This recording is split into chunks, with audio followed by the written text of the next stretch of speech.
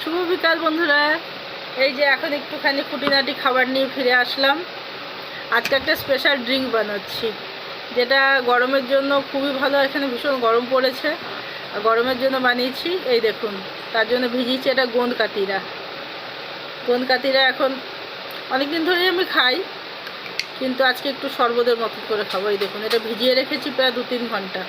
আর আরেকটা জিনিস ভিজিয়ে রেখেছি, এই দেখুন, চিয়া সিডস। গরমের থেকেও আরাম পাওয়া যাবে আর শরীরও ঠিক থাকে, তাই ভাবলাম একটু বানাই।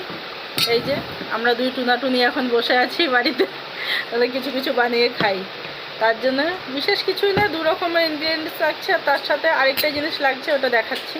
ওটা খালি টেস্টের জন্য দিব। 2 চামচের মধ্যে আমি দিয়ে দিলাম চিয়া সিডস ভিজানো। সবজাও দেওয়া যায়, কিন্তু আমাকে যখন চিয়া সিডস ছিল আমি সেটাই ভিজিয়েছি। সবজাটা এখন আমার কাছে অ্যাভেলেবেল নাই।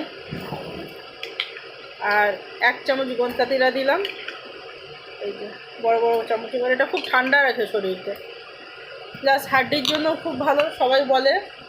আমি খাই হালকা ফুলকা, কখনো কখনো ইচ্ছা হলে খাই। আর এই যে আরেকটা জিনিস দিচ্ছি, এটা খালি টেস্টের জন্য, এনার্জিও বুস্টার। এটা হচ্ছে গ্লুকন-ডি। ভাবলাম শুধু গ্লুকন-ডি খাওয়ার থেকে একটুখানি এটা নতুনভাবে খাওয়া বেশি ভালো।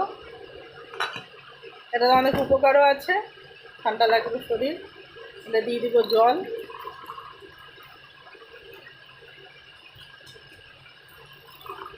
বিকালবেলাটায় মনে হয় কিছু খাই, তখন আমি ভাবলাম যে আজকে একটু শরবত বানানো যাক।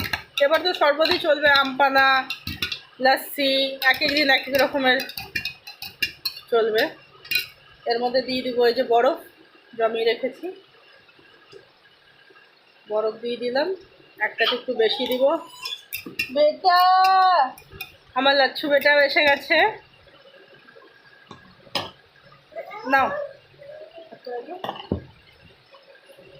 আর তার সাথে একটুখানি ফল কেটে নিয়েছি, এই যে তরমুজ। ঠিকভাবে দেখতে পারছেন কি না, একটুখানি তরমুজ, আর তার সাথে শরবত। আর শোনা বেটা, তরমুজ খাবি? তারবুজ।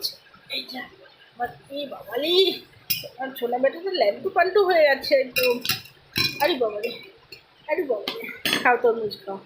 এই যে আমার লাচ্ছু বেটা তরমুজ খাবে, আর তার সাথে লাচ্ছি। এখন ও মা, তরমুজ ডুবিয়ে দিল। এই দেখুন, এর মধ্যে ফট করে একটা তরমুজ ডুবিয়ে দিল।